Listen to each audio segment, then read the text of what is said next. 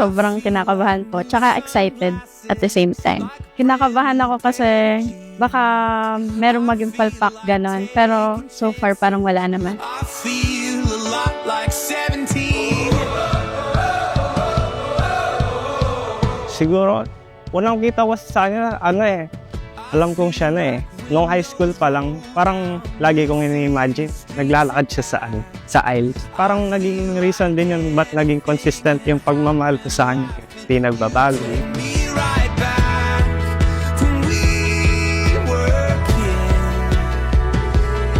Never thought I'd feel Siya po talaga yung lalaking iniisip ko na papakasalan ko. when I close my eyes and don't even care if anyone sees me dancing like I can fly.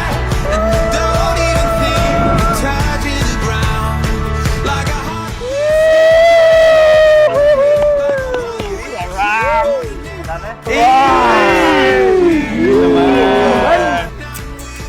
Brand new. Brand new.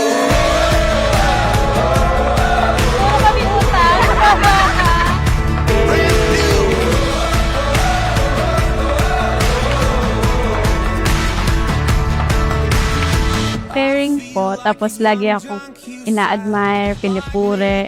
Lahat po ng gusto ko sinusunod niya. I feel like for the first time in a long time I am not afraid. One of a kind kasi siya eh. Parang wala ka nang ibang makikitang babaeng katulad niya. Kasi si Abby sobrang bait niya. Dapat mahalin ng mga lalaki ang kanilang asawa tulad ng sarili nilang katawan. Ang lalaking nagmamahal sa kanyang asawa ay nagmamahal sa kanyang sarili. Like when I close my eyes and don't even care if anyone sees me dancing. Like I can fly and I don't even think of touching the ground. Like a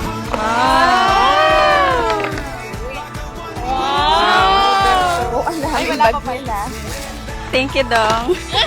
Love you. Love you. brand new.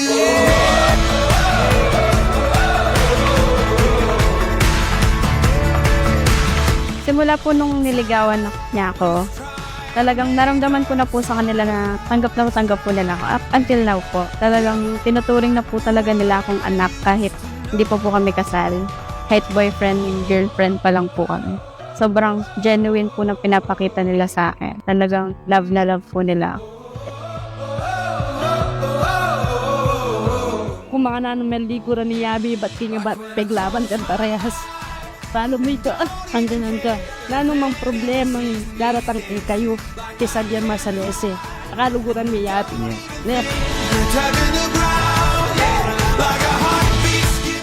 Handa akong ibigay lahat para sa kanya. Isa-sacrifice ko yung buong buhay ko para sa kanya. Kailangan niyang may organ siya na kailangan. Ibibigay ko, walang hesitation. Ganun ko siya kamahal.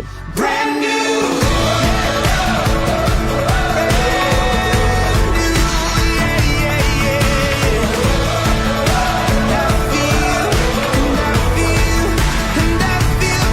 Ang pag-aasawa'y itinatag ng Diyos para na rin sa kapakinabangan at kaligayahan ng mga taong kanyang nilalak. Dahil dito'y iiwan ng lalaki ang kanyang ama at ina at makikisama sa kanyang asawa. At ang dalawa ay magiging isang laman. Kaya, hindi na sila dalawa, kundi isang laman. Ang pinapagsama nga ng Diyos ay huwag papaghiwalayin ng tao.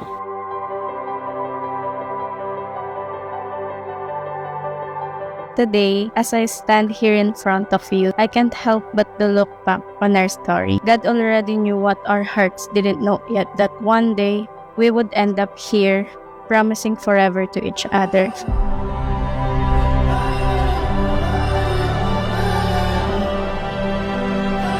Sobrang saya ko dahil natupad na ang isa sa mga pinakamalaking pangarap ko. Kasi from the moment I saw you, alam kong ikaw na ang babaeng papakasalan ko at gusto ko makasama habang buhay. lagi kang mag-iingay. Laging tandaan mo, nandito lang kami ni Papa mo. Ay, yes. Mahal ka namin. Love you. Okay, ma'am.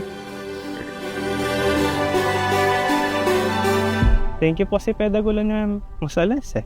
Kaya rin kayo po ka mag-aral. Promise, umawi kayo po kayo. Thank you, Mama, Papa. Kasi kundi dahil sa inyo, wala akong ngayon dito. Tsaka wala akong anong meron ako ngayon. Dahil sa inyo yun. Thank you sa paggabay sa akin. Tsaka ngayong mag-aasawa na ako, hindi ko pa rin kayo makakalimutan. Kumbaga, dadagdag lang tayo sa pamilya. Hindi ako mawawala sa Mga lalaki, ibigin ninyo ang inyong asawa gaya ng pag-ibig ni Kristo sa iglesia. Inihandog niya ang kanyang buhay para rin. Mga babae, pasako kayo sa inyong asawa sapagkat yan ang kalooban ng Panginoon. Ikaw yung taong nagpapasaya sa akin ng hindi man lang sinusubukan. Sa totoo lang, never kong naramdaman ng lungkot kapag kasama kita. Kahit gaano kagulo ang araw, basta nandyan ka, gumagaan ang lahat.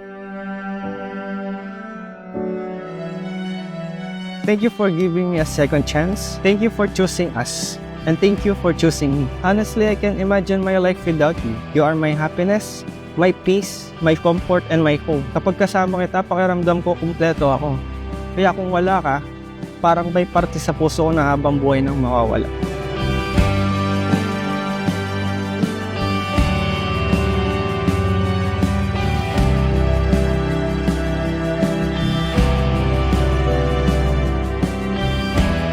Simula ngayon, ikaw na ang aking tahanan at ikaw na ang aking uuwian.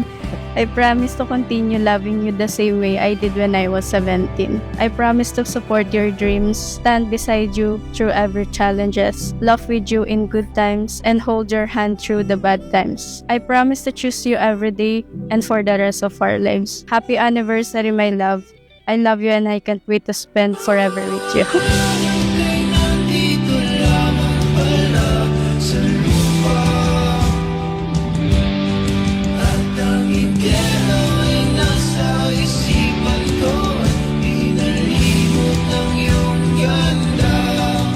I promise to love you on the good days and especially on the difficult ones. I promise to hold your hand through every challenge, every victory, every tear, and every laugh. And I will continue choosing you every single day for the rest of my life.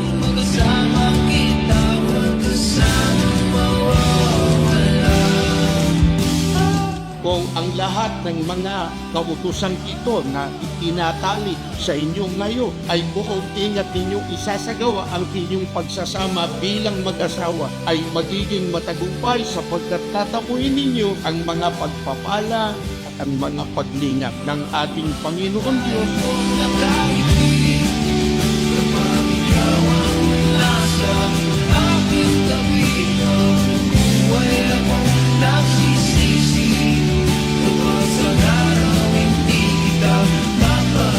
You have been my best friend, my comfort, and my safe place. The girl who used to wait for your messages, who got excited every time she saw you, and who always felt sad whenever it was time to go home, is finally marrying you.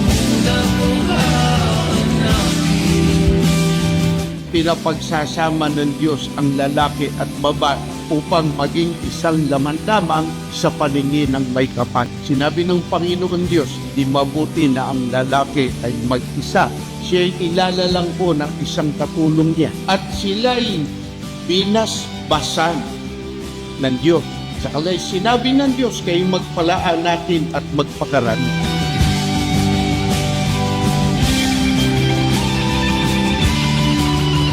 I can't wait to build our home, create countless memories, and start a family with you. Ang nararamdaman ko sa iyo ay hindi magbabago. Anything, it only goes stronger with each passing year. Congratulations to us and for this beautiful milestone and for everything we've achieved together. 9 years down, forever to go.